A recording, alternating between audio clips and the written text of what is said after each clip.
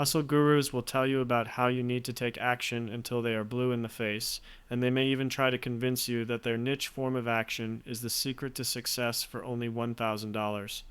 In this essay, we'll attempt to deviate from the internet charlatans by exploring action through a generalist lens, since it can give us far more perspective on how we can utilize action to benefit us the most rather than hyper-fixating on one approach.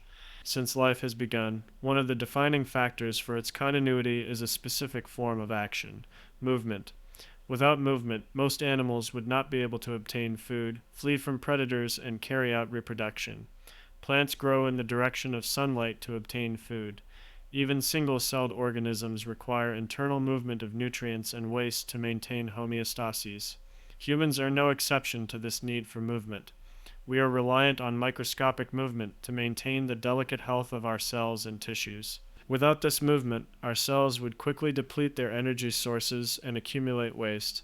Similarly, we require movement on a macroscopic scale to maintain the health of our organ systems and ourselves as a whole. We too deplete our energy sources and accumulate waste without movement. Beside the obvious need for movement on the cardiovascular and musculoskeletal systems, the nervous system is surprisingly attuned to movement.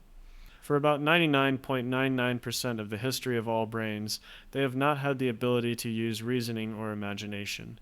Despite missing this trait seen in humans, animals throughout history have been solving their problems quite efficiently with mere actions. While animal brains make computations like ours, a lion in the savannah does not ponder the ethics of hunting down a gazelle for dinner. It simply computes hunger and takes action accordingly. On the other hand, human brains have gained more complexity with the ability to solve problems with reasoning and imagination.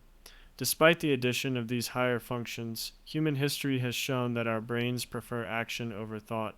The first way we explained varying concepts to each other was through ritual dances, plays, and stories where our ancestors acted out different scenarios.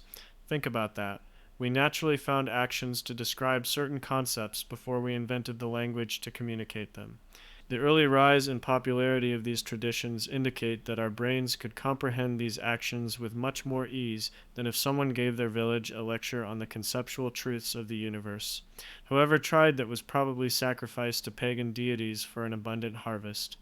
Parables stood the test of time in helping people understand complex subjects by using relatable actions to represent difficult concepts.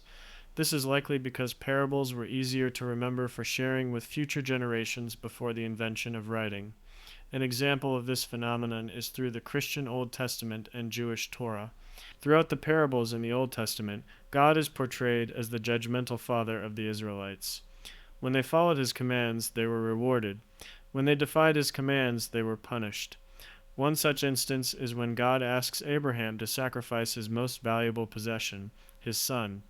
As Abraham is about to sacrifice his son, a messenger from God comes down to stop him and says, "Because you acted as you did and not withholding from me your beloved son, I will bless you abundantly and make your descendants as countless as the stars of the sky and the sands of the seashore.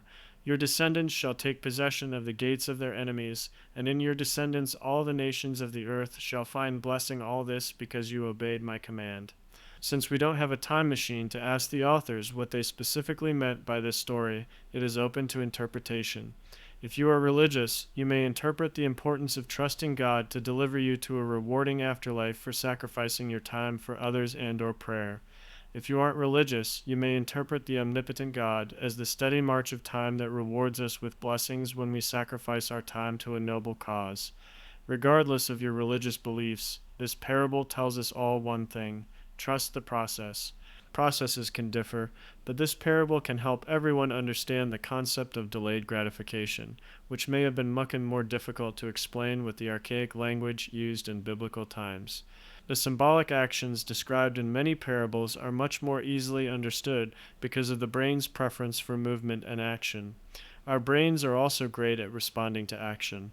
Everyone knows that movement is a necessity for physical health. Exercising with more frequency and intensity is one of the most effective preventions and treatment methods for many lifestyle diseases. Unlike its impact on physical health, the role of action in mental health may not be common knowledge.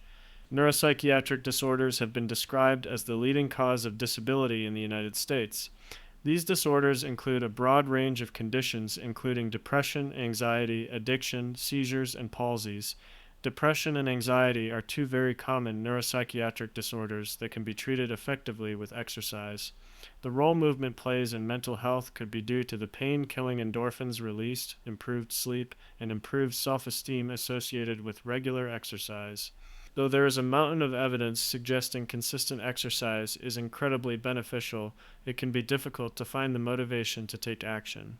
One of the most difficult parts of moving and exercise is getting started. I wake up every morning at 5:30 because apparently I am a masochist. The most difficult part of this is getting myself out of bed. At 5:30, I'm in deeper turmoil than the Kashmir Valley about getting out of bed, but I often think of the following quote from Roman Emperor Marcus Aurelius. At dawn, when you have trouble getting out of bed, tell yourself, I have to go to work as a human being. What do I have to complain of if I'm going to do what I was born for, the things I was brought into the world to do? Or is this what I was created for? To huddle under the blankets and stay warm. Sometimes this is just the kick I need to get out of bed. However, on other mornings, this quote is about as moving as an abstinence lecture is for high schoolers.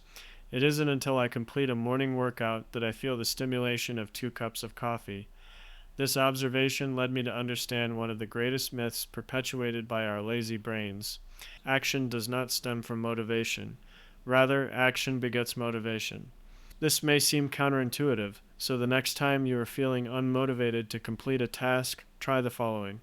Tell yourself, I will spend just 5 minutes working on insert something you are procrastinating. Then I will decide what to do next. Go ahead and set a timer while working. See how you feel after those 5 minutes. Chances are you will feel motivated to continue working on your project. Obviously, this won't happen every time, but that's okay. Maybe you just really need some rest. Besides, you still completed 5 more minutes of work than had you done nothing. This mental exercise helps because we pledge to a very small commitment. We think, oh, that's easy, I can do that, as opposed to scaling a mountain of a task. The hardest part is just getting yourself started. Acting out the smallest tasks will cause the motivation to snowball. Momentum starts working in your favor pretty rapidly.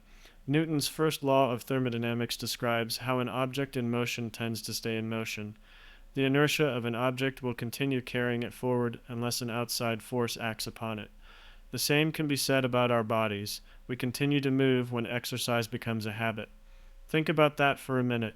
The laws of physics themselves play in your favor if you just get yourself started. There's no need for an exceptional amount of willpower if you can break down your hesitant movements into small and manageable pieces. Movement has intense ramifications that can be easy to overlook. By looking at movement through different lenses, we have obtained a fuller picture about the role it plays in our lives. One biology teaches that livelihood requires movement. 2 anthropology and cultural evolution show us that actions are more meaningful to us than words. 3 medicine shows that exercise is a key pillar upon which our mental and physical health rests. 4 physics teaches us that it doesn't take an extraordinary person to act how we want. We just have to learn how to scale down the size of our tasks. Your entire being is defined by and craves action, so why not do yourself a favor and keep the ball rolling by taking some action? It will add more years to your life while adding more life to your years.